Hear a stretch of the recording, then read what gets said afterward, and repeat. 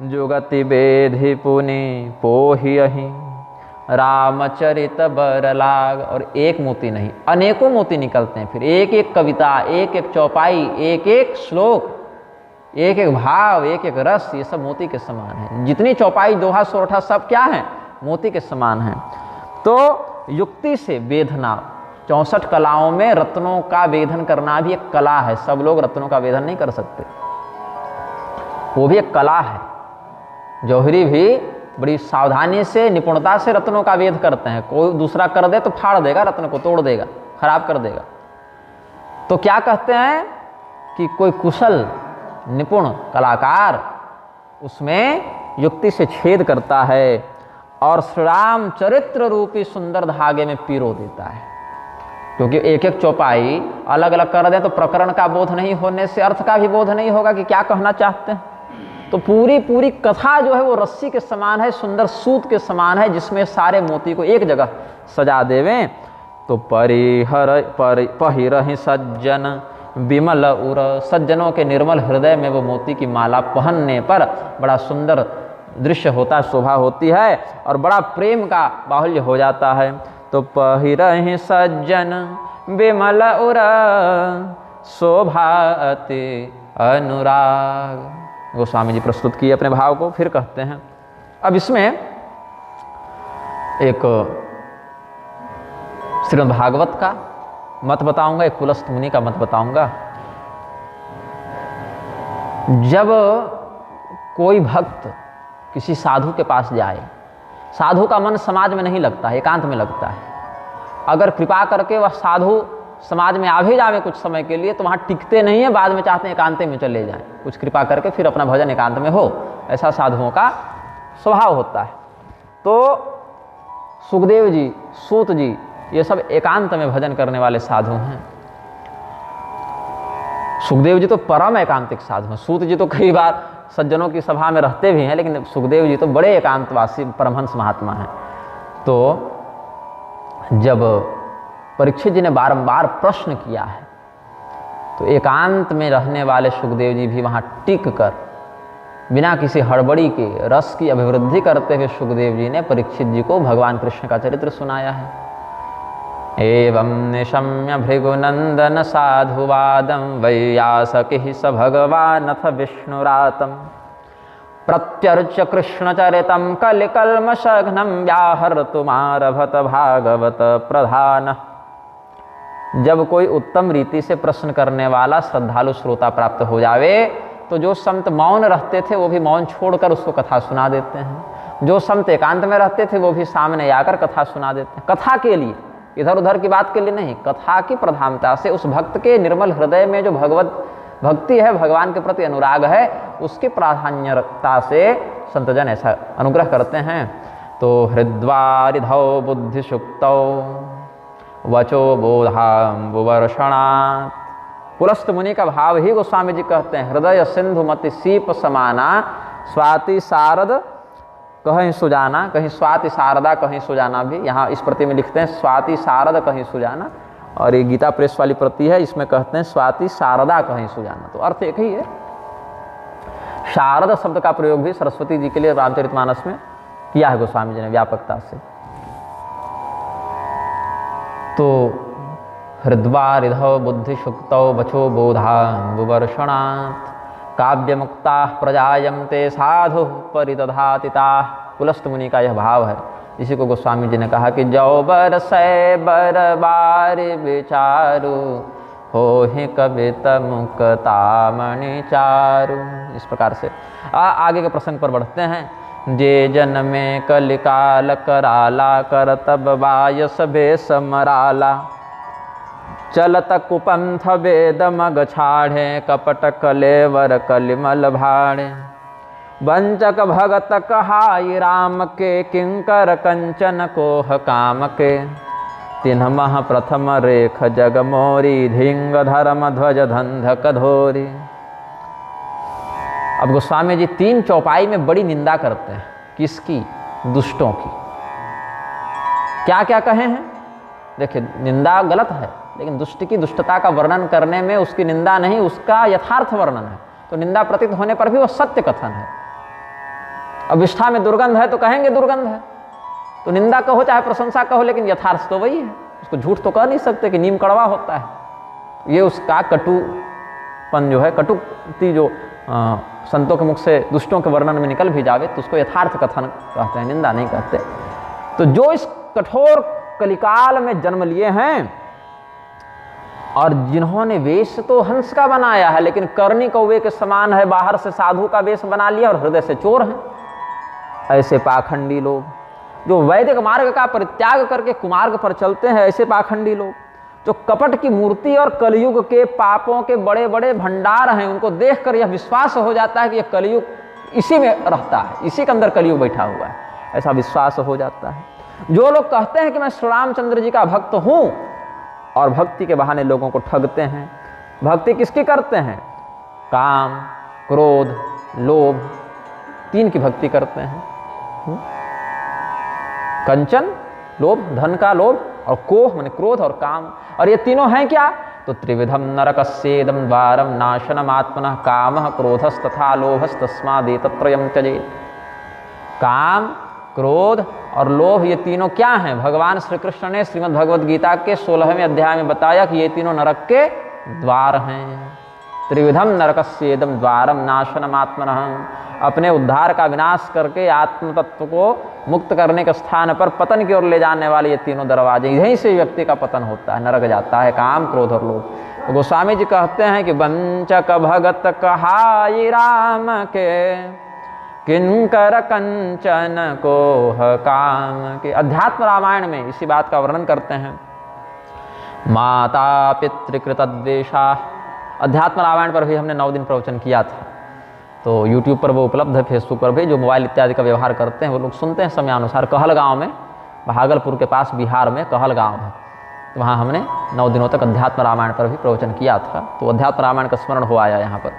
माता पितृकृत द्वेषा स्त्री देवा काम किंकरा, माता पिता से जो लोग द्वेष करते हैं, घृणा करते हैं, उनको सताते हैं, ऐसे दुष्ट।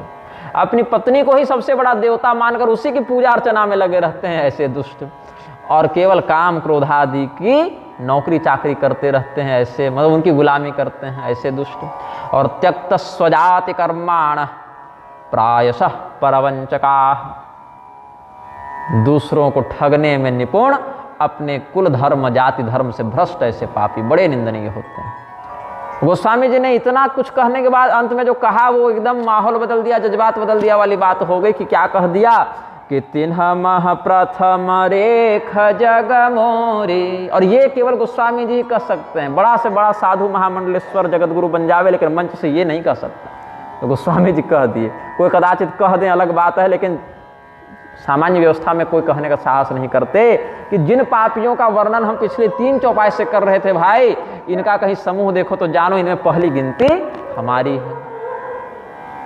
अब गोस्वामी जी जो नाना पुराण निगमागम सम्मतम ये प्रतिज्ञा करते हैं कि समस्त वेदों में, समस्त पुराणों में, समस्त आगमों में और अन्यान्य रामायणों में भी जो श्री राम तत्व विद्यमान है उसको हम यहाँ ग्रहण करके लिख रहे हैं। वो कैसे चलत कुपंथ वेद मग छाड़े, वैदिक मार्ग का परित्याग करके पतित कैसे हो सकते हैं? ये प्रपन्नता का सर्वोच्च भाव है कि मैं कुछ हूं ही नहीं। नहीं तो शंकराचार्य जी कहते हैं ना कि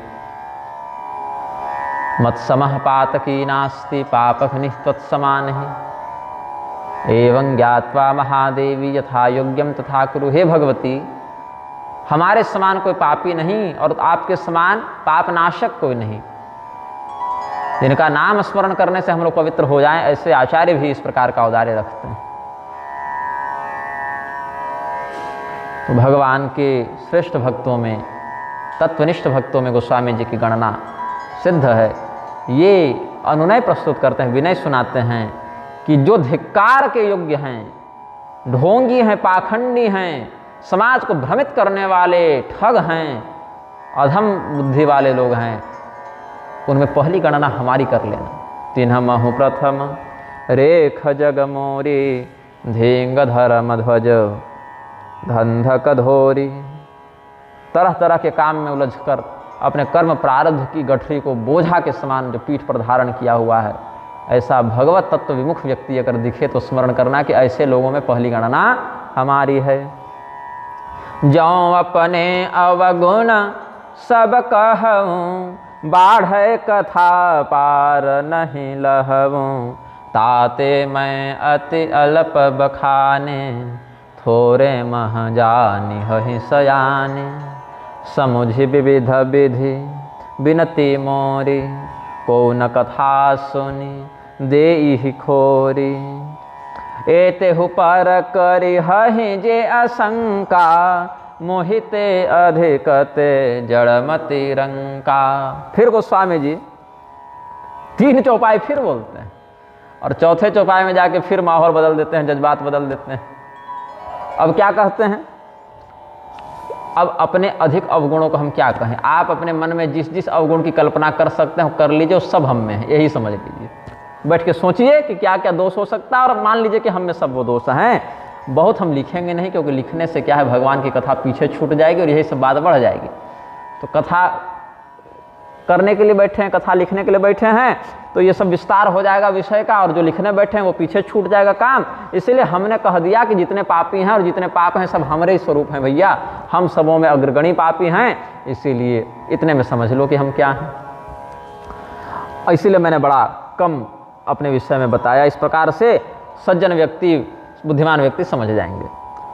और इतनी बार कहने के बाद भी, इतनी अनुनय विनय करने के बाद भी, सारी बात को निर्मल हृदय से सामने कह देने के बाद भी अगर कोई व्यक्ति शंका करे, कोई व्यक्ति अब तो कथा को दोष नहीं देगा ना कि कैसा लिख दिए हो, क्योंकि हर प्रकार का अवगुण हम में है, तो भैया अवगुणी व्यक्ति जैसा लिखा वैसा हुआ। लेकिन फिर भी अगर किसी व्यक्ति के मन में कोई शंका हो, कोई तिरस्कार करे, तो जान लो हमसे भी गया गुजरा वही है। फिर ये गोस्वामी जी ने कह दिया। अब इससे अधिक क्या कह दें? कभी न हो वो नहीं चतुर कहावहु। ठीक है, हम कभी नहीं हैं, क्या दिक्कत है? बुद्धिमान भी नहीं है, चतुर भी नहीं है, क्या दिक्कत है? मति अनुरूप राम गुण गाऊं। लेकिन भगवान ने ये कहाँ कहा है कि जो बढ़िया कविता करेगा, जो बढ़िया बुद्धिमान होगा वही हमारा कीर्तन करे? ऐसा भगवान ने कहा क्या कि हमारा कीर्तन करने के लिए बहुत विद्वान होना आवश्यक है, हमारी बात का व्याख्यान करने के लिए बहुत ज्ञानी होना आवश्यक है? हाँ, देखिए ये अवश्य है कि धर्मशास्त्रों के उपदेश की जहाँ पर बात है, वहाँ पर धर्मशास्त्रों के ऐसे वेत्ता जो सदाचारी भी हों उनकी बात होती है। लेकिन भजन करने के लिए और रस के विस्तार के लिए भगवान का इतिहास परक, उपाख्यान परक कथानक वर्णन करना निषिद्ध नहीं है। जैसे उचित अनुचित का, चतुर्विध पुरुषार्थ इत्यादि का व्याख्यान करने के लिए तो अर्हता चाहिए, जानेगा ही नहीं शास्त्र तो बताएगा क्या उचित और अनुचित। लेकिन भगवान की कथा का रसात्मक विस्तार करने के लिए इसकी आवश्यकता नहीं है। हाँ, व्यासपीठ पर बैठने के लिए योग्यता चाहिए, अर्हता है। हर व्यक्ति व्यासपीठ पर बैठकर नहीं कथा कर सकता, लेकिन सत्संग कोई भी कर सकता है, जैसे हम लोग कर ही रहे हैं। तो इस रूप में कोई निषेध नहीं है। इस रूप में तो भैया कभी निषाद राजगुरु भी अगर भगवान का व्याख्यान करने बैठे हैं तो वशिष्ठ जी भी सुनकर आनंद लें। लेकिन हाँ, व्यासपीठ पर संकल्प पूर्वक वो आसीन नहीं हो सकते, ये शास्त्र की मर्यादा है। अनुसुईया मैया पातिव्रत इत्यादि का उपदेश सीता जी के प्रति कर रही हैं, लेकिन व्यासपीठ पर आरूढ़ होकर सार्वजनिक धर्मोपदेश स्त्रियों के लिए विहित नहीं है। तो ये मर्यादित रूप से होना चाहिए, वैसा ही होता है। और यही भगवान की इच्छा भी है, भगवान का आदेश है धर्मशास्त्र, श्रुति स्मृति ममय वाग्य, भगवान कहते हैं, तो ऐसे चलें। लेकिन जो कविता लिख रहे हैं वो जिस प्रकार से है, जिस विधान से, वहाँ बहुत चतुर और बहुत श्रेष्ठ कवि होने की योग्यता भगवान ने निर्धारित नहीं की है। इसीलिए मति अनुरूप राम गुण गावं, हमारी जैसी बुद्धि भगवान ने दी वैसी हम भगवान का गुणगान करते हैं। भगवान का गुणगान करने के लिए कोई योग्यता नहीं। इसमें भी एक समस्या है कि भगवान का चरित्र अनंत है, अपार है, उसका समापन नहीं कर सकते। केवल भगवान का चरित्र गाने में ही लगे रहें फिर भी समाप्त नहीं कर सकते। और अभी तो ये हमारा पूरा का पूरा काम भी नहीं बना है। हमारे जीवन का, हमारे मन का बहुत बड़ा भाग संसार के प्रति आसक्त बना हुआ है। संसार के लिए समय नहीं निकालना पड़ता, भगवान के लिए समय निकालना पड़ता है। तो भगवान के लिए समय निकालना पड़ रहा है, मतलब भगवान की भक्ति हमारा प्रधान कार्य अभी तक है नहीं, प्रधान तो संसार हो गया। तो गोस्वामी जी कहते हैं, कहाँ रघुपति कै चरित अपारा, कह मति मोरी निरत संसारा, जेहि मारुत गिरि मेरो उड़ाही, कहु तूल के ही लेखे माही, समुझत अमित राम प्रभुताई, करत कथा मन अति कदराई। भगवान का चरित्र बड़ा अपार है और हमारा मन भगवान में पूर्णतया लगा भी नहीं है, संसार में आसक्त है। तो बताओ कि जहाँ प्रचंड चक्रवात चले, वायु का ऐसा वेग हो कि बड़े बड़े पहाड़ उखड़कर दूर जाकर गिरे, वहाँ पर कोई रुई का ढेर रख दे तो क्या वो रुई वहाँ टिक सकती है? नहीं। जो पहाड़ को उड़ा कर ले जावे, ऐसी आंधिक सामने रुई का क्या सामर्थ्य? तो भगवान की वैसी विशाल प्रभुता, जिसका वर्णन करने में बड़े बड़े देवता और विद्वान भी समर्थ नहीं हैं, तो हम क्या वर्णन करें? तो कभी कभी संकोच भी होता है, अपने दुस्साहस को देखकर, महत्वाकांक्षा को देखकर संकोच भी होता है।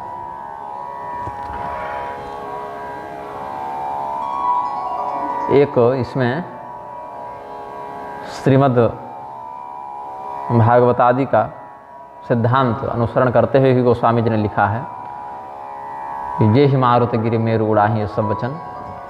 एक श्लोक टीकाकारों ने वर्णित किया है, क्वाहम मंदमति क्वेदम मंथनम क्षीरवारिधे, किम तत्र परमाणुर्वै यत्र मज्जति मंदरः। देवता जब क्षीर समुद्र का मंथन करने के लिए मंदराचल पर्वत को ले जा रहे थे, तो मंदराचल पर्वत बीच में ही गिर गया, उठा नहीं सके। कुछ दूर तो ले गए, बाद में भारी लगा तो पटक लिए माथा पर, चटनी बन गए, मर गए। कुछ जो बच गए बाहर, जो पर्वत की सीमा से बाहर थे, वो लोग भगवान को पुकारे तो भगवान आकर फिर सबको जीवित किए, स्वस्थ किए। मंदराचल पर्वत को गरुड़ जी पर रख के फिर समुद्र तक पहुंचा दिए। और समुद्र में जब मंदराचल पर्वत रखा गया तो वो भी डूबने लगा। तब कूर्मावतार भगवान धारण के कच्छप बने हैं, तब पीठ पे पर्वत को रखे हैं, समुद्र मंथन हुआ है। ये सब कथा प्रसिद्ध है। यदि भगवान कूर्मावतार नहीं लेते तो क्या होता? क्षीर समुद्र में डूब जाता पूरा पहाड़ ही, इतना गहरा है वो क्षीर समुद्र। तो जहाँ पर पूरा का पूरा मंदर पर्वत ही डूब जाए, वहाँ परमाणु को डूबने में समय लगेगा। वो तो नंगी आंखों से दिखता भी नहीं है, परमाणु इतना छोटा होता है। तो सारद से समहेश विधि आगम निगम पुराण, नेति नेति कहि जासु गुण करहि निरंतर गान। सारद, या पिछले बार शारदा कहे थे ना, कहे सारद भी आगे सब। सारद, शेष, महेश और विधि, चार तत्वों का नाम लिया। पहला शब्द क्या है? शारद, भगवती सरस्वती, फिर शेषनाग, फिर भगवान महादेव और भगवान ब्रह्मदेव, ये सब देव विग्रह। फिर जितने आगम तंत्र शास्त्र हैं सो, जितने वेद उपनिषद हैं सो, और जितने पुराण उपपुराण हैं सो। जब भगवान के चरित्र का व्याख्यान करने बैठते हैं तो जब तक करना होता है करते हैं, और बाद में क्या कहते हैं कि अब इससे अधिक मैं नहीं बोल सकता, नेति नेति कह देते हैं। तो दो बार नेति नेति कहा, दोनों का अर्थ अलग अलग है। एक बार क्या कहा? न इति। भाव क्या है कि हमने जिस प्रकार का वर्णन किया, भगवान ऐसे ही हैं ये नहीं कह सकते, बिल्कुल यही है भगवान, ऐसा भी नहीं कर सकते, क्योंकि भगवान के रूप सीमित नहीं है, अनंत हैं। और दूसरी बार जो नेति कहा उसका अर्थ है इतना ही है, ऐसा नहीं, अभी तो और भी हैं। जैसे केवल राम रूप में है, या केवल कृष्ण रूप में है, या केवल नृसिंह रूप में है, ऐसा भी नहीं, बहुत से रूप हैं भगवान के। या श्री राम रूप में आकर केवल इतना ही किए, यही किए, ऐसा भी नहीं, और भी बहुत कुछ चरित्र उस रूप में भी वर्णित है। तो दो बार नेति शब्द का प्रयोग करते हैं, ऐसा ही है और इतना ही है, इन दोनों का निषेध, इन दोनों परिसीमन का निषेध करते हैं। और फिर कुछ विश्राम करके फिर से भगवान का आराधन, व्याख्यान, भजन करना प्रारंभ कर देते हैं। श्रीमद् भागवत में एक भाव व्यक्त है, इसी का विस्तार करते हुए नेति नेति वाले भाव पर संस्कृत में एक श्लोक हम व्यक्त करेंगे। परम पदम वैष्णव मामनन्ति, इसमें तत्पर जाकर चरण पूर्ण हो रहा है, मैं पहले ही रुक गया।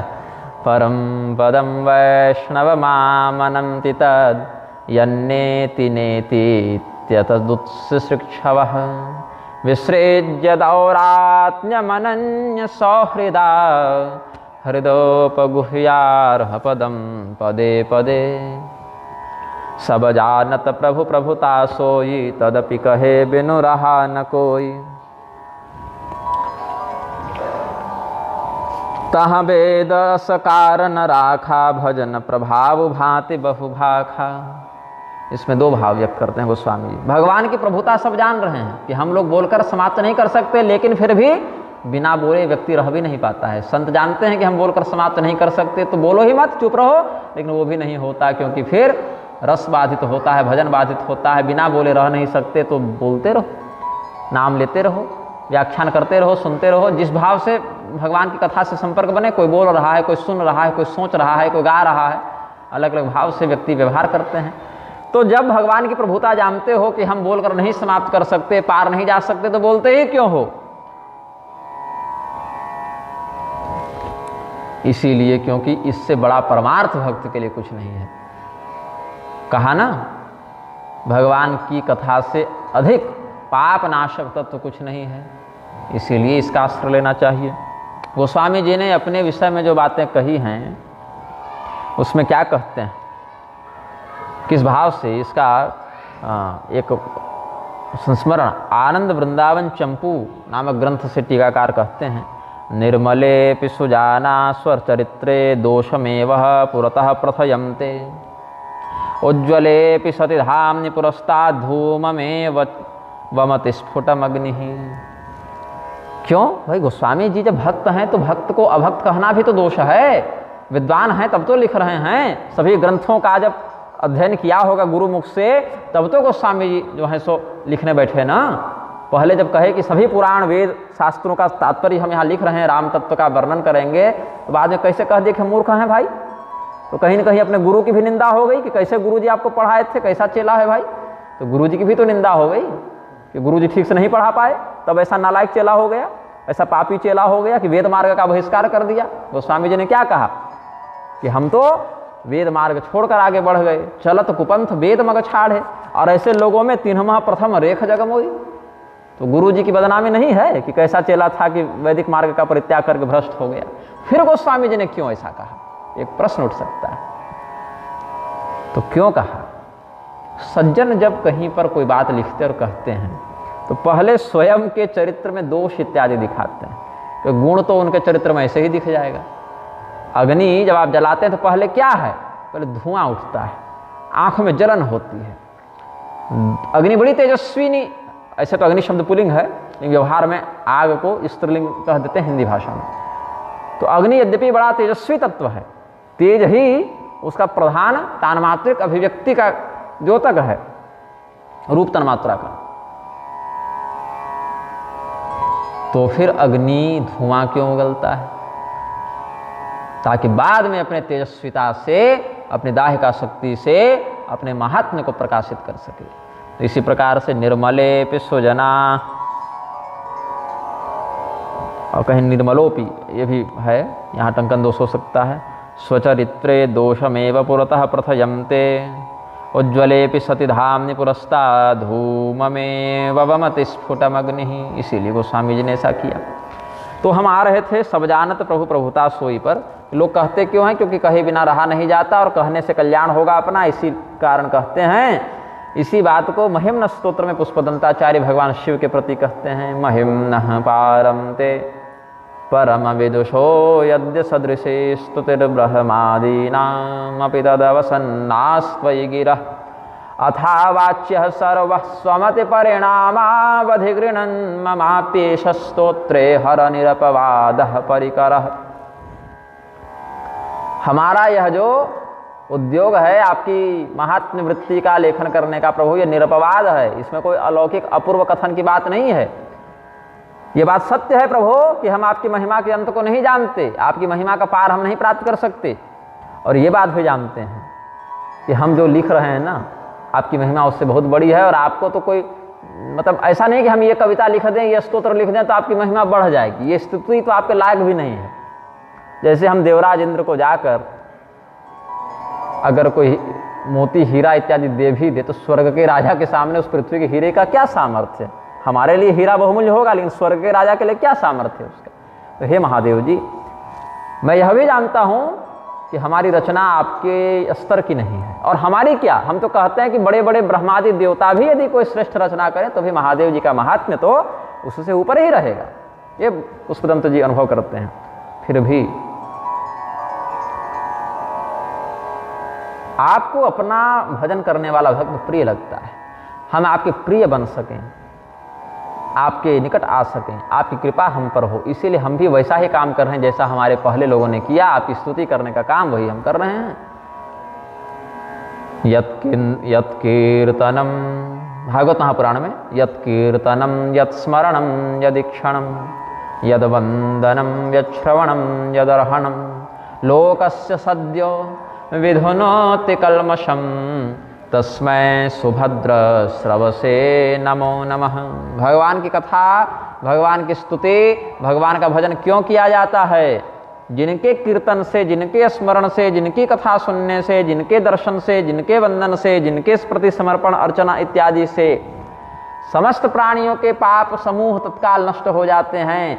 ऐसे कल्याण स्वरूपी उदार कीर्ति परमेश्वर को, भगवान को, नारायण को हम प्रणाम करते हैं। श्रीमद् भागवत का भाव, भजन प्रभाव भाति बहुभाखा। भगवान की महिमा बढ़े इसके लिए भजन नहीं करते। भगवान की महिमा बढ़ती घटती थोड़े है, वो तो अच्युत है ना। भगवान की महिमा ऊपर नीचे नहीं होती, वो पूर्ण परमात्मा है। हम भजन क्यों करते हैं? ताकि हमारे दुर्बुद्धि का नाश हो, हमारी दुर्वृत्तियों का नाश हो, हमारे चित्त में निर्मलता आए, हम भी भगवान के प्रेम के अधिकारी बने और यहाँ से छूट कर जगह पर पहुँचें। इसके लिए भजन किया जाता है। एक अनीह अरूप अनामा अज सच्चिदानंद परधामा व्यापक विश्वरूप भगवाना तेहि धरि देह चरित कृत नाना। भगवान कैसे हैं? तो एक हैं, एकमेवास्ति न द्वितीयः, एक एवास्ति न द्वितीयः। परमात्मा कैसे हैं? एक ही हैं, दो नहीं होते हैं परमात्मा। अद्वितीय तत्व परमात्मा है। अरूप हैं, कोई निश्चित रूप या निश्चित नाम इत्यादि से उनका परिचय ज्ञात नहीं होता है। इसमें श्रुति सिद्धांत कहती है, श्रुति सिद्धांत का चिंतन है। श्रुति सिद्धांत कहता है, यन्मनसा न मनुते येनाहुर्मनो मतम तदेव ब्रह्मत्वं विद्धि नेदम यदिदम उपासते। शिष्य और गुरु का संवाद है। शिष्य ने पूछा है, केने सितम पतति प्रेषितम मनः केन प्राणः प्रथमः प्रयतियुक्तः। किसके द्वारा प्रेरित होकर ये प्राण अपना कार्य करता है, इंद्रियां अपना अपना कार्य करते हैं। केने शिताम वाचमिमां वदन्ति वक्तु श्रोत्रम कौ देवो युनक्ति। ऐसे हमको कुछ मंत्र स्मरण आ रहा है। हो सकता है मंत्र में कहीं शब्द का व्यतिक्रम हो गया हो, क्योंकि पिताजी ने हमको तब पढ़ाया था जब हम बड़े छोटे थे। पिताजी उपनिषदों का स्वाध्याय पाठ करते थे तो हम भी सुनते थे, खेलते कूदते, तो कुछ स्मरण हो गया था। तो उसमें गुरु जी शिष्य को भगवान के ब्राह्मी तत्व का उपदेश करते हुए कहते हैं कि हे शिष्य, वही गोचर और अगोचर, गोचर जहाँ लगम मन जाई सो सब माया जाने हो भाई, ऐसे कुछ भाव आगे गोस्वामी जी व्यक्त करेंगे मानस में। तो जहाँ तक इंद्रियों की गति है और इंद्रियों के पकड़ में जो जो विषय आते हैं वो परमात्मा का शुद्ध स्वरूप नहीं है। परमात्मा के आभास से प्रतिभासित है, परमात्मा की शक्ति से उसकी अनुभूति हो जा रही है, लेकिन वह मूल ब्रह्म तत्व का परिचय नहीं है। जन्मनसा न मनुते येनाहुर्मनो मतम तदेव ब्रह्मत्वं विद्धि नेदं यदिदम उपासते। मन के द्वारा उस परमात्मा का चिंतन नहीं किया जा सकता है। परमात्मा को यदि किसी तत्व का चिंतन करना हो तो मन पर वो आश्रित भी नहीं है। मन तो जड़ तत्व है, बहुत नीचे है परमात्मा से। उसी को तुम ब्रह्म जानो जहां मन की गति नहीं है। और यदि मन की पकड़ में आने वाले किसी तत्व को तुम ब्रह्म जानकर उपासना कर रहे हो तो भैया गड़बड़ है, तुमको अभी विशुद्ध ब्रह्म ज्ञान नहीं हुआ है। यच्चक्षुषा न पश्यति येन चक्षुंसि पश्यति तदेव ब्रह्मत्वं विद्धि नेदं यदिदम उपासते।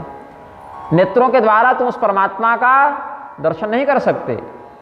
जो नेत्रेंद्रिय हैं उनकी गति परमात्मा तक नहीं है, और परमात्मा को यदि कुछ देखना हो तो वो नेत्रेंद्रिय पर आश्रित भी नहीं है। नेत्रेंद्रिय तो मन से भी नीचे ही आ जाते हैं। इंद्रियभ्यः परम मनः, इसके अनुसार मन की स्थिति इंद्रियों से ऊपर है, और परमात्मा की शक्ति से ही नेत्रों में देखने की शक्ति आई है। तो जैसे कोई व्यक्ति कितना भी परिश्रम कर ले अपने माता पिता के जन्म को नहीं देख सकता। भाई कितना भी आप बूढ़े हो जाए, कितना परिश्रम कर ले, माता पिता के जन्म को थोड़ी देख पाएंगे, उनके विवाह को थोड़ी देख पाएंगे। वैसे नेत्र, वाणी, कान, मन, ये सब कितना भी उछल कूद कर ले, परमात्मा तक ये नहीं पहुंच सकते हैं, क्योंकि ब्रह्म तत्व अगोचर तत्व है, इंद्रियातीत तत्व है। यत् चक्षुषा न पश्यति, ये सब बातें कही। यत् श्रोत्रेण न शृणोति येन श्रोत्रमिदं श्रुतं तदेव ब्रह्मत्वं विद्धि नेदं यदिदमुपासते। यद वाचा नभ्युदितं येन वागभ्युद्यते तदेव ब्रह्मत्वं विद्धि नेदं यदिदमुपासते। ये सब गुरु जी ने उपदिष्ट किया है। तो भगवान कैसे हैं? नाम रूप लीला धाम इत्यादि से परे हैं। यही बात को आदि गुरु शंकराचार्य जी ने कहा तो आजकल के वैष्णव गाली देते फिरते हैं। गोस्वामी जी ने भी यही बात कहा, लेकिन उनको नहीं देते हैं क्योंकि गोस्वामी जी वैष्णव स्वरूप में थे। तो सांप्रदायिक वैमनस्य लोग फैलाते हैं। नाम रूप लीला धाम इत्यादि को गोस्वामी जी परमात्मा के मूल रूप से नीचे ही मानते हैं, परमात्मा के मूल रूप को अतीत मानते हैं। इससे अभी इस चौपाई में तो कम से कम ऐसा ही अर्थ है। और वो शंकराचार्य जी ने कहा तो यहाँ सांप्रदायिक वैमनस्य लोग करने पहुँच जाते हैं। तो ऐसा नहीं करना चाहिए। अज सच्चिदानंद परधामा, ये सब वर्णन किया है। व्यापक विश्वरूप भगवाना ते ही धरि देह चरित कृत नाना। लेकिन नाम रूप लीला धाम की अभिव्यक्ति भी होती है। कब होती है? जब अलग अलग प्रकार के चरित्रों को करने के लिए भगवान प्रस्तुत होते हैं। उत्सीदेयुरि में लोका न कुर्याम कर्म चेदहम शंकरस्य च करतास्याम उपहन्यामि माः प्रजा। भगवान कहते हैं कि मुझे कुछ करने की आवश्यकता नहीं है, फिर भी मैं विविध प्रकार के कर्मों को करता हूँ, क्योंकि संसार मेरा ही अनुसरण करता है। और यदि मैं ही कर्म में प्रवृत्त न रहूँ तो संपूर्ण संसार भ्रष्ट हो जाएगा, नष्ट हो जाएगा। इसलिए संसार को नारायण श्री नारायण विराजित, संसार को बचाए रखने के लिए, बढ़ाते रखने के लिए मुझे भी विविध प्रकार के कर्मों में अनासक्त भाव से ही सही, निरपेक्ष भाव से ही सही, अपनी माया का आश्रय लेकर विस्तार कर्म का करना पड़ता है। ये भगवान कहते हैं। और ये भक्तों के ऊपर कृपा करके निर्गुण से सगुण होते हैं, निराकार से साकार होते हैं, अव्यक्त से अभिव्यक्त होते हैं। किस प्रकार से कहते हैं? इसमें भी देखना क्या है, एक पौराणिक श्लोक यहाँ पर ब्रह्मांड पुराण के अधिकार का श्लोक बताते हैं। यथा नेकेषु कुंभेषु रविरेकोऽपि दृश्यते तथा सर्वेषु भूतेषु चिंतनीयोऽस्म्यहं सदा। आप अपने घर के आंगन में 100 घड़ा रख दीजिए या पात्र रख दीजिए, जल भर दीजिए, तो आकाश में जो सूर्य है उसकी परछाई वहाँ पड़ेगी। तो 100 घड़ा में 100 सूर्य दिखेंगे, लेकिन क्या सूर्य 100 है? नहीं। वो वास्तव में जब मूल रूप में देखेंगे तो सूर्य कितना है? एक है, अद्वितीय है? लेकिन उसकी अनुभूति अलग अलग प्रतिबिंब के रूप में घड़ों में हो रही है। वैसे परमात्मा एक ही है, अखंड ब्रह्म तत्व है, लेकिन अलग अलग साकार रूपों में उसकी अभिव्यक्ति अलग अलग देवस्वरूपों में, नरस्वरूपों इत्यादि में भी विश्वरूप के दृष्टिकोण से हो जाती है। एको विष्णुर्महद्भूतम पृथक भूतान्यनेकशः, इस प्रकार से उसका विस्तार होता है। सो केवल भगतन हित लागी परम कृपाल प्रणत अनुरागी।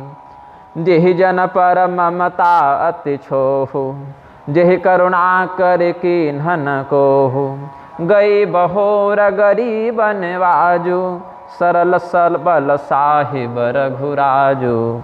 बुधबर नहीं हरि जस अस जानी करहि पुनीत सुफल निज बानी। भगवान को कुछ करने की आवश्यकता नहीं है।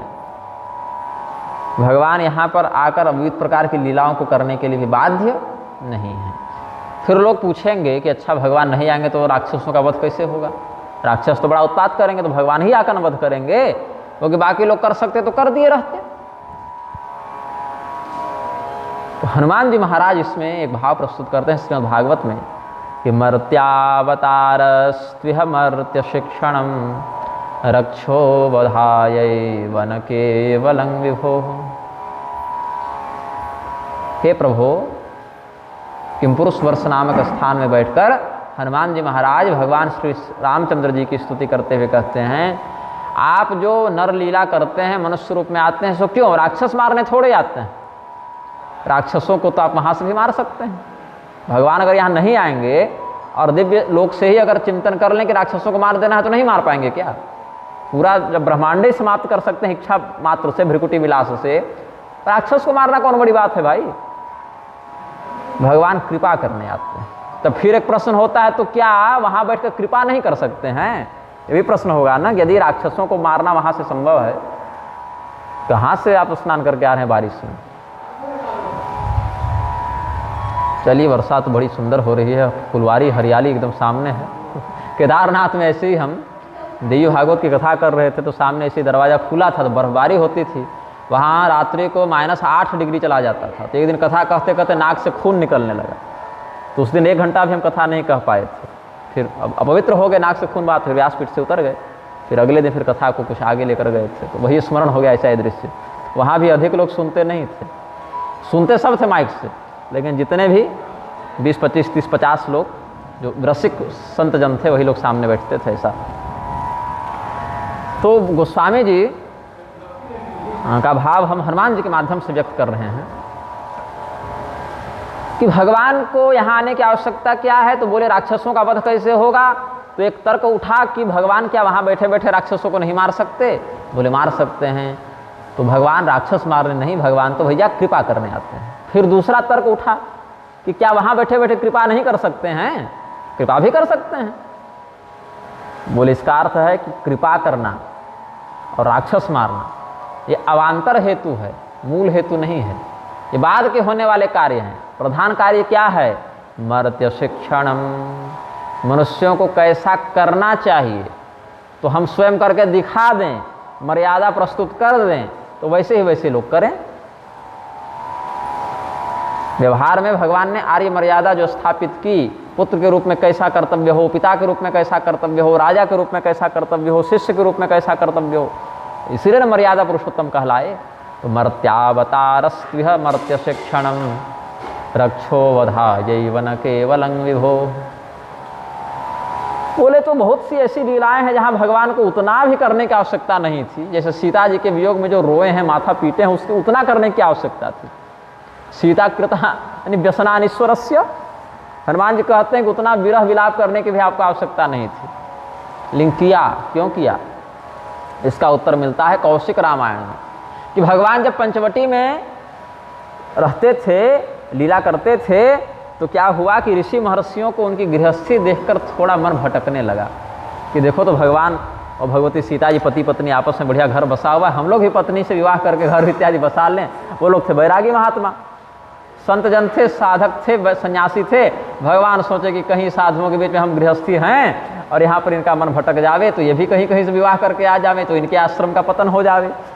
तो भगवान ने सीता जी के हरण के बाद सोचा कि अच्छा मौका है, जानबूझ के इतना रोते पटकाते थे कि ऋषि महर्षि देख कर कहे कि नहीं नहीं, अगर पत्नी के वियोग से इतना कष्ट होता है भैया तो हमें नहीं चाहिए पत्नी। तो भगवान एकांत में भले थोड़ा स्थिर चित्त है, लेकिन किसी ऋषि महर्षि को देखते थे जानबूझ के और जोर से विलाप करने लगते। तो क्या तत्व में भगवान विलाप कर रहे हैं? नहीं। सती जी के सामने दिखा दिया ना कि सीता जी हमारे साथ नित्य हैं, तुरंत दिखा दिया। तो वियोग तो कभी है ही नहीं। जैसे सूर्य से उसका प्रकाश कभी अलग नहीं हो सकता, दूध से उसकी सफेदी अलग नहीं हो सकती, वैसे श्री सीतारामचंद्र जी का वियोग होता नहीं है तत्व दृष्टि से। वो तो अभिन्न शक्ति और शक्तिमान तत्व हैं, नित्य सहधर्मिणी शक्ति हैं भगवान की, लेकिन भगवान ऐसी लीला करते हैं। तो इसीलिए देवी भागवत में एक उक्ति है कि कांता विरहजम दुखम रामो वेत्ति शिवोथवा, कि पत्नी के वियोग से उत्पन्न होने वाले दुख तो दो ही लोग समझे, एक सीता जी के समय राम जी और एक सती जी के समय शिव जी। सती जी जब देह त्याग कर दिए हैं उस समय शिव जी, और जब सीता हरण हुआ तो राम जी। भार्या विरहजम दुखम या कांता विरहजम दुखम रामो वेत्ति शिवोथवा, ये भी एक भाव है। श्लोक में कुछ शब्द का व्यतिक्रम हो सकता है, लेकिन ये सिद्धांत जो है वो देवी भागवत का है। तो भगवान भक्तों पर कृपा करके उनको सन्मार्ग का व्यवहारगत उपदेश करने के लिए, आचरणगत उपदेश करने के लिए अरूप अनाम होने के बाद भी एक लीला नाम रूप का कलेवर धारण करके अभिव्यक्त हो जाते हैं।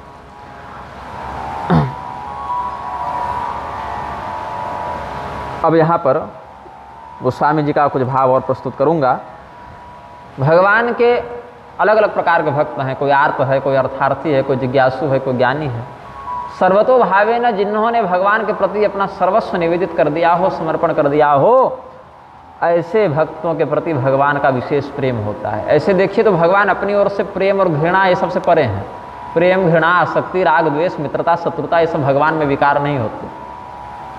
भगवान तो कहते हैं कि ये यथा माम प्रपद्यन्ते तांस तथैव भजाम्यहम्। भैया तुम हमको अपना बेटा मान लो तो हम तुम्हारे बेटा बन जावें, तुम ही हमारे पिता बन जाना। तुम्हें हमें शिष्य रूप में चाहिए तो तुम ही हमारे गुरु बन जाना, हम तुम्हारे चेला बनकर आ जावें। अगर तुम चाहते हो कि हम तुम्हारे सारथी बन जावे तो ठीक है, चाहते हो कि हम ही तुम्हारे पिता बन जावे तो भी ठीक है, हम ही तुम्हारे भाई बन जावे, पति बन जावे, गुरु बन जावे तो भी ठीक है। तो भगवान अपनी ओर से कोई संबंध नहीं बनाते, जैसा जैसा भक्त। हाँ, लेकिन भक्त होना चाहिए, थेथरई वाला व्यक्ति नहीं, उसके लिए चक्र और धनुष बाण की व्यवस्था है। भक्त होना चाहिए, फिर भगवान भक्त की अभिव्यक्ति भावना के अनुसार ही संबंध रखते हैं, व्यवहार करते हैं। तो जो भगवान के अत्यंत प्रिय भक्त हैं उन पर भगवान की अद्भुत कृपा, अविच्छिन्न कृपा विद्यमान होती है। और इसीलिए बुद्धिमान लोग भगवान के यशोगान से कभी पीछे नहीं हटते, तृप्त नहीं होते, नित्य निरंतर अखंड भाव से वो भजन करते रहते हैं। और इस प्रकार से दुर्लभ भगवत प्रेम के माध्यम से मोक्ष इत्यादि को भी प्राप्त कर लेते हैं, अपने वाणी को सफल कर लेते हैं। तेहि बलमय रघुपति गुण गाथा, कही हूँ नाई राम पद माथा। मुनिन्ह प्रथम हरि कीरति गाये, तेहि मग चलत सुगम मोहि भाई।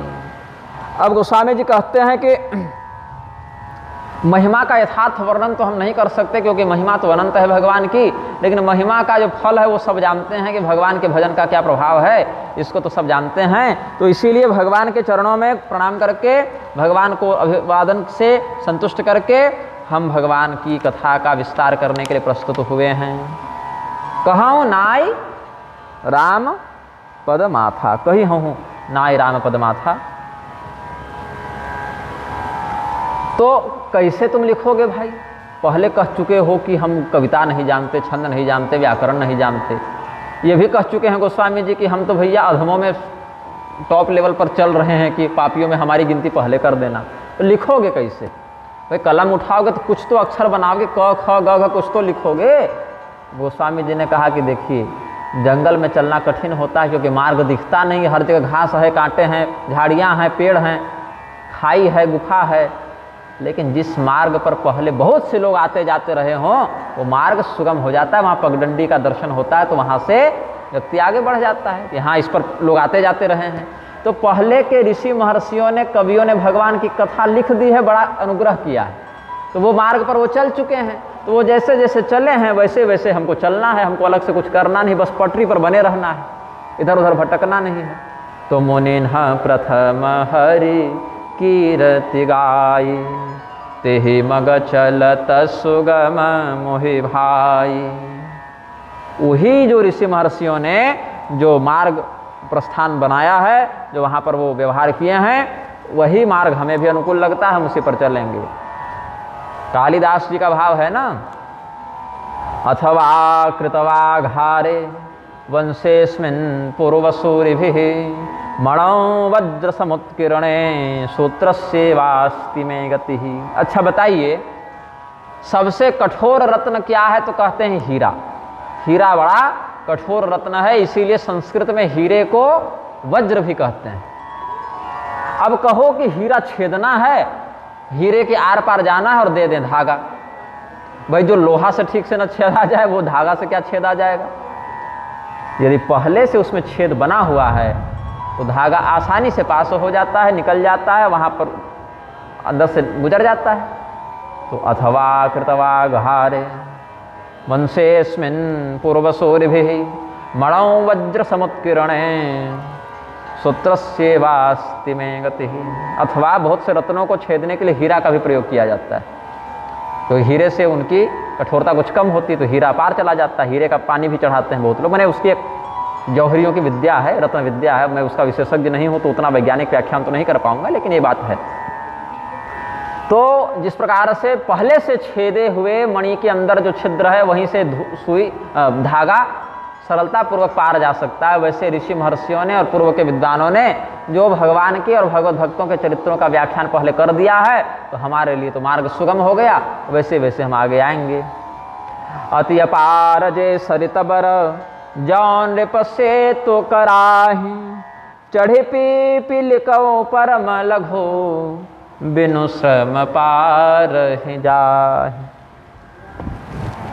यहाँ पुल का उदाहरण दिया। अभी देखिए नदी का पानी बढ़ गया है, तरंगे उठ रही हैं, अब कुछ पानी और बढ़ेगा। पिछले 2 साल पहले हम चौमासा किए थे यहाँ पर, तो आप थे कि नहीं पता नहीं, लेकिन रामदयाल दास स्वामी जी तो थे, आप सब भी थे। आप नहीं थे? अच्छा, आप लोग थे। तो मैं क्या किया, एक बार ऐसे ही नदी के तट पर घूम रहा था, शाम को टहल रहा था, तो एक मछली तड़पती हुई हमें दिखी। तो मैंने मछली को उठाकर पानी में फिर से डाल दिया कि क्यों मर जाए बाहर भैया अपना। तो मेरी ध्यान दृष्टि से हमने विचार किया तो बहुत सी मछलियाँ थी, ये बिल्कुल। और ऐसा एक लोक कथानक भी है, लेकिन ये मेरे साथ 2 साल पहले घटित घटना भी है। तो जितनी मछलियाँ मुझे दिखी मैं अंदर करता गया, अब जब तक अंधेरा बिल्कुल नहीं हो गया, दिखना बंद नहीं हो गया तब तक। अब कुछ मछलियाँ मर गई थी, अब उनको तो वापस डालना उचित नहीं है भाई, सड़ी मछली क्यों अंदर डालें। तो उसके लिए कुछ भजन करके उसको नारायण नारायण राम राम करके पुण्य दान कर दिया, उसको भी छोड़ा नहीं, उसके लिए कुछ भजन कर दिया। और जो जीवित मछलियाँ थी उनको उठाकर वापस जल में छोड़ दिया और उनके लिए भी भजन कर दिया। तो कोई थे सज्जन, कोई वो पूछे कि क्या कर रहे हैं, बार बार कुछ क्या चुन क्या रहे हैं, कुछ गिर गया कि हम बोले मछली पकड़ रहे हैं। तो मछली पकड़ने का अर्थ क्या होता है, मछली मारना, लेकिन हमारे पकड़ने में क्या था, बचाना। तो मछली तो मृत्यु में भी शरीर छूटता है और मोक्ष में भी शरीर छूटता है। ये मृत्यु हो तो क्या होगा, ध्रुवम जन्म मृतस्य च, उसका पुनर्जन्म हो जाएगा, फिर वही कर्म प्रारब्ध पटक देगा।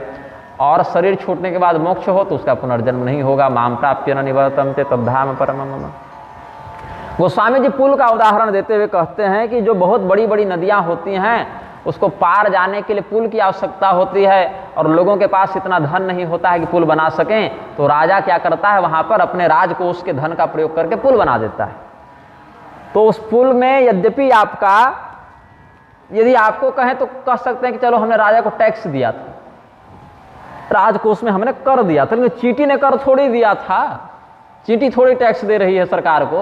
लेकिन पुल बनता है तो चींटी भी तो पार चली जाती है, पशु पक्षी भी तो, पक्षी तो चलो उड़ के चलेगा, लेकिन पशु भी तो पार चले जाते हैं। उन्होंने कौन सा टैक्स दिया था, कल्याण तो हो गया उनका भी, काम तो उनका ही बन गया। और मैं वो जंगल लगा है सागवान वाला, उसके पीछे से घूमते हुए जा रहा था, ऐसे कुछ चिंतन करते हुए, तो पुल दिखा। तो पुल के पास देखा तो एक गौ माता लेटी हुई थी। तो मुझे लगा कि बहुत देर से हलचल नहीं, कहीं चली तो नहीं गई। तो हम उनके पास गए, गौ माता बड़ी शांत चित्त वाली थी। तो हमने थोड़ा सा दुलारा, सहलाया, थोड़ा प्रेम किया, और हम भी कुछ देर वहीं बैठ कर उन्हीं के बगल में लेट गए, पुल के ही ऊपर, ऐसी सड़क पर। अब हमें जो लोग सोशल मीडिया से जानते हैं, फेसबुक यूट्यूब इत्यादि से जानते हैं, या बड़े बड़े मंचों पर बड़े बड़े जगत गुरुओं के साथ देखे हैं, उनको लगता है कि हमारे साथ 10-20 चेले चलते होंगे, बड़े बड़े मठों में आना जाना होगा, लेकिन उसमें रस नहीं मिलता हमें। जो गौ माता के किनारे पुल के ऊपर सो गए हम, उसमें ज़्यादा रस है। और वहीं पर उनको भगवान का भजन भी सुना दिया और गीता का 2-4 श्लोक भी सुना दिए। शिवरी नारायण में हम कर रहे थे जब चौमासा, तो वहाँ पर एक गौ माता हमसे बड़ा प्रेम करती थी। वो शाम को आती और 1 घंटा मेरा हाथ चाटती थी, और जब तक वो हाथ चाटती थी तब तक हम उनको गीता, दुर्गा सप्तशती और बहुत से स्तोत्र सुनाते थे। तो एक बार एक दूसरी गाय आई, उसने भी मेरा हाथ चाट दिया, तो उसको जलन हो गई। वो मुझसे इतना प्रेम करती थी, दूसरी गाय मेरे पास आने नहीं देती थी, वो जाकर उसको मारने गई। तो ये सब हो जाता है कई बार, अनुराग। तो यहाँ पर गोस्वामी जी कहते हैं कि अति अपार जे सरितबर, जो नृप से तो कराही, चढ़ी पी पिलकौ परम लघु, बिनु श्रम पार ही जाही। जो बड़ी बड़ी नदियाँ हैं जिनका पार पाना कठिन है, वहाँ पर राजा पुल बना देता है।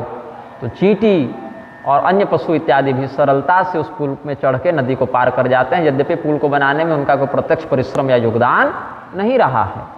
इसी बात को कालिदास जी के शब्दों में कहें तो विषमोपि विगाह्यते न यः कृततीर्थः पयसामिवाशयः, सतु तत्र विशेष दुर्लभ सदुपन्यस्यति कृत्य वर्त्मयः।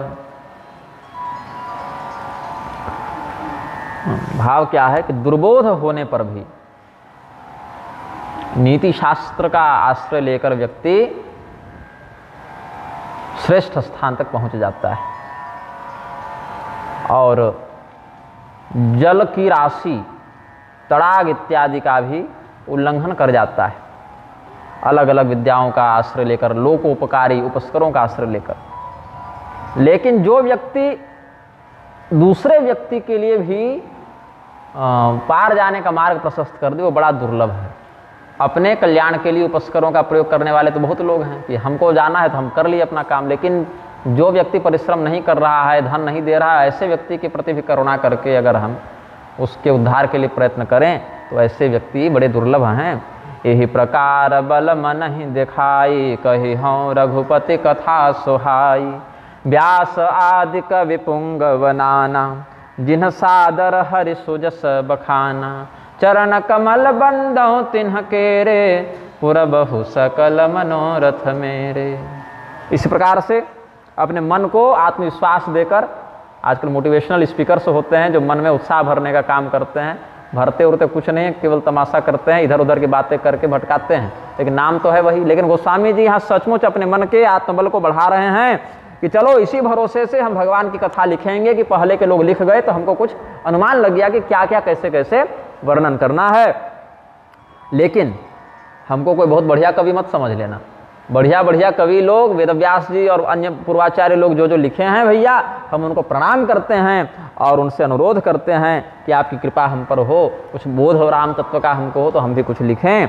उन सबों के चरणों में हम प्रणाम करते हैं, हमारे मनोरथ को पूर्ण करें। और भी केवल संस्कृत के नहीं, अन्य भाषाओं में जिन्होंने भी भगवान की कथा को कविता रूप में निबद्ध करके प्रसारित किया है, ऐसे लोगों को भी जो हमारे से पहले हो चुके या जो हमारे साथ साथ अभी विद्यमान हैं या जो हमारे बाद होंगे, अब बाद में होंगे वो ज्ञान में कम हो, चाहे अवस्था में तो कम होंगे ही, बाद में उत्पन्न होगा तो अवस्था में कम होगा, लेकिन केवल भगवान की कथा लिखेगा, भगवान के चरित्र का गुणगान करेगा, इसी गौरव मात्र से हम उनको भी प्रणाम कर देते हैं। इतनी सुंदर विनम्रता गोस्वामी जी ने प्रस्तुत की है और इसमें कोई छल कपट नहीं, बिल्कुल सच्चे हृदय से ये बात कहते हैं कि जे प्राकृत कवि परम सयाने, भाषा तिन्ह हरि चरित बखाने। भाषा जिन्ह हरि चरित बखाने, भये जे अहि जे होई हहि आगे। प्रणवमु सब ही कपट सब त्यागे। इस प्रकार से गोस्वामी जी ने अपना भाव यहाँ व्यक्त किया है।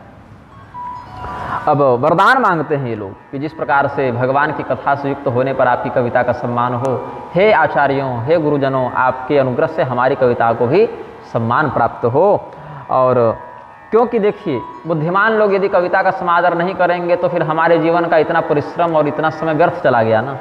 तो अभी ये बता दीजिए कि हम कविता न लिखें, फिर रामे राम करें बैठ के कि नहीं हम तुमको आशीर्वाद नहीं देंगे, भाई तुम ये सब लिखना बंद करो, कोई तुम्हारी कविता नहीं पढ़ेगा, कोई सम्मान नहीं होगा, तो क्यों अपने जीवन का इतना समय और इतने वर्ष हम देने जाएं इसको लिखने में? बैठ के राम राम करेंगे, कम से कम समय तो सार्थक होगा। तो इसीलिए आपके आशीर्वाद के बिना ये संभव नहीं है। तो हो प्रसन्न देहु बरदानु, साधु समाज भनति सन्मानु। जो प्रबंध बुध नहीं आदरहि, सो श्रम बादे बाल कवि करहीं।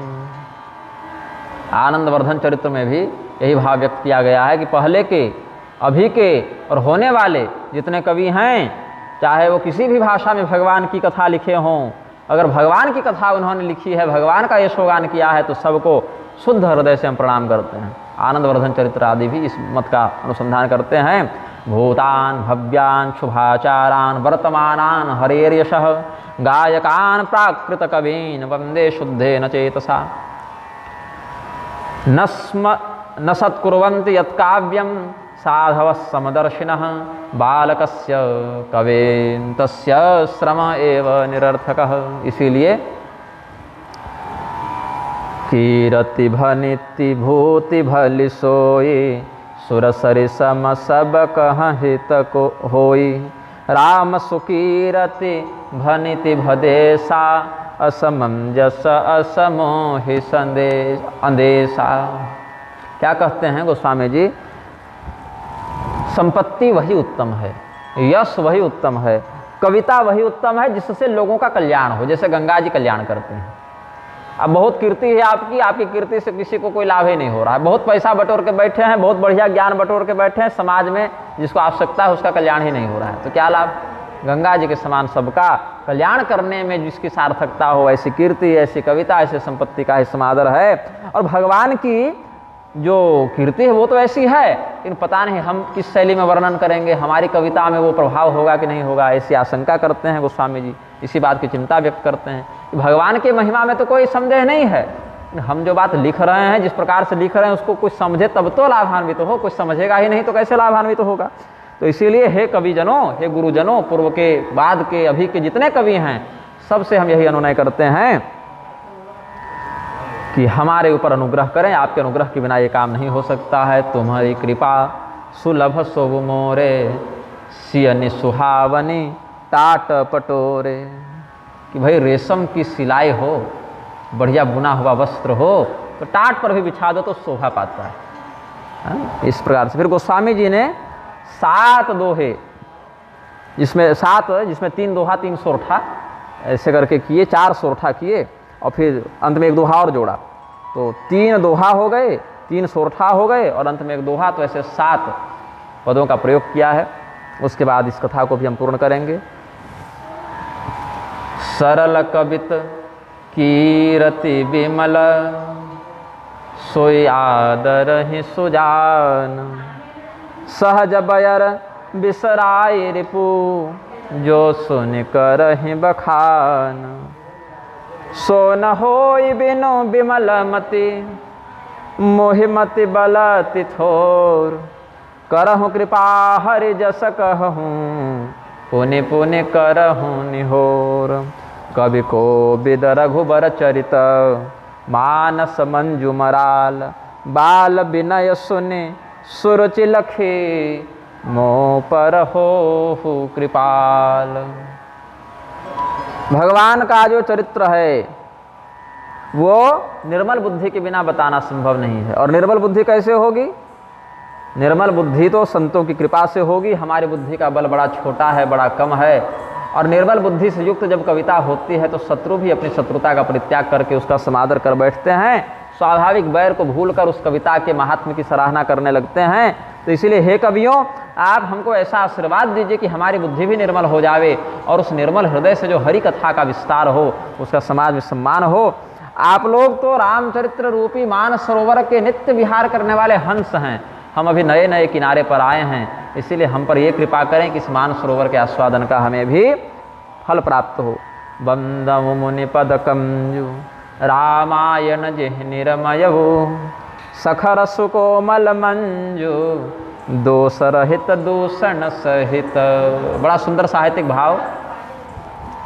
उन ऋषिवर को हम प्रणाम करते हैं जिन्होंने सबसे पहले रामायण का रचना की और समाज के सामने उसको प्रकाशित किया। कौन? वाल्मीकि जी। आदि कवि वाल्मीकि जी को प्रणाम किया और कहा कि आपने ही सर्वप्रथम श्री राम कथा को बड़े सुंदर काव्यात्मक प्रारूप में प्रस्तुत किया है, आपको हम प्रणाम करते हैं। आपकी कविता की विशेषता क्या है? ये कठोर है, दोष से युक्त है। बताइए, वाल्मीकि जी की कविता कठोर और दोष से युक्त? बोले हाँ, यहाँ दूषण का चरित्र है। खर और दूषण, खर कहते हैं कठोर को और दूषण दोष को। तो खर और दूषण का चरित्र है, इसीलिए इसमें कठोरता भी है और दूषण भी है, लेकिन वो कविता का उपाख्यान अंश है, कविता का स्वभाव नहीं है। इसलिए कहा सखर सुकोमल मंजू, दोष रहित दूषण सहित। आपकी कविता ऐसी अलौकिक है वाल्मीकि जी, इसमें कठोरता को प्रदर्शित करने वाले खर राक्षस का चरित्र तो है, लेकिन कथा बड़ी कोमल है। और इसमें दूषण राक्षस का चरित्र तो है, लेकिन इसमें कोई दोष नहीं है। ये बड़ा सुंदर भाव व्यक्त किया।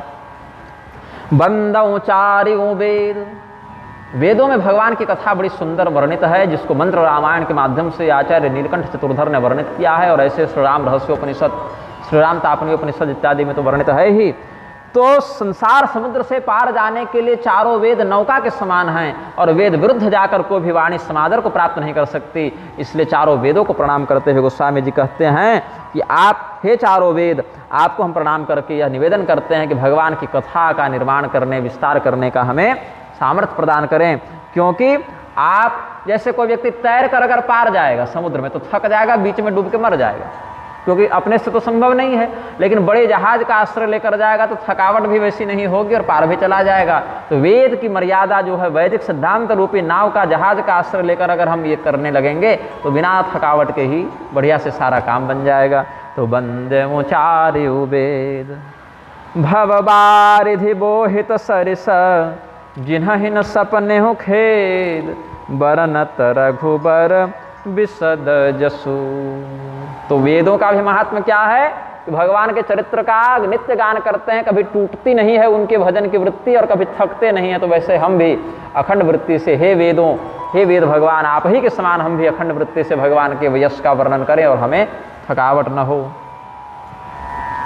जो खरदूषण वाली बात हमने कही वो नल चंपू के सिद्धांत से भी मेल खाती है कि नमस्तस्मै कृतायेन रम्या रामायणी कथा सदूषणापि निर्दोषा सखरापि सुकोमला। दूषण के साथ होने पर भी निर्दोष है और खर के साथ होने पर भी कोमल है, ऐसा व्याख्यान किया।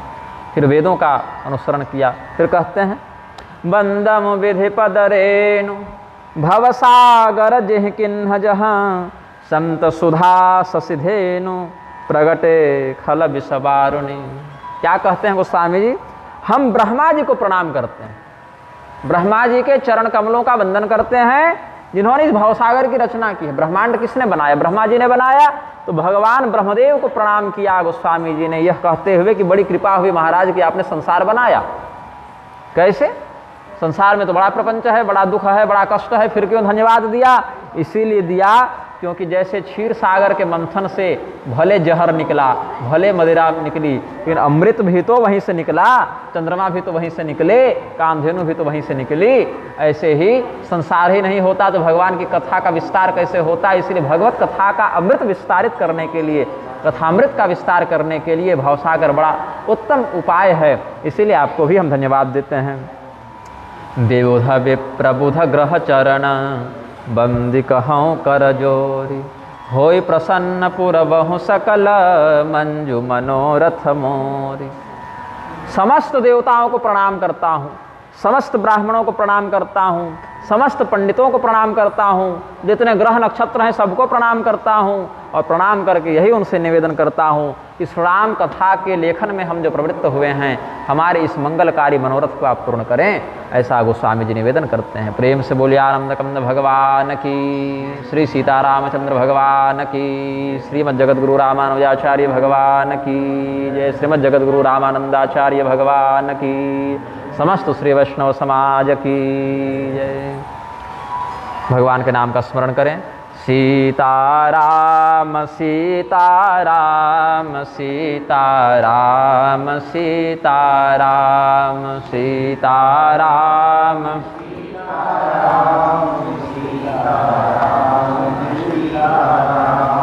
राधे श्याम राधे श्याम राधे श्याम राधे श्याम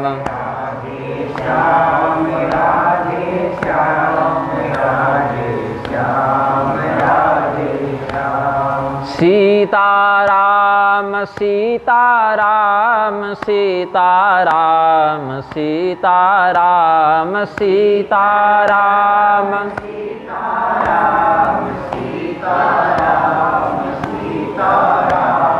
राधे श्याम राधे श्याम राधे श्याम राधे श्याम।